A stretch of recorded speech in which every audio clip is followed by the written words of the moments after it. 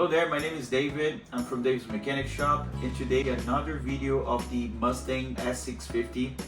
Just recalling, it's a 2024 Mustang GT with a 5.0 on it, and today we're gonna do two upgrades. One of the upgrades that will be done today is gonna be the long tube headers.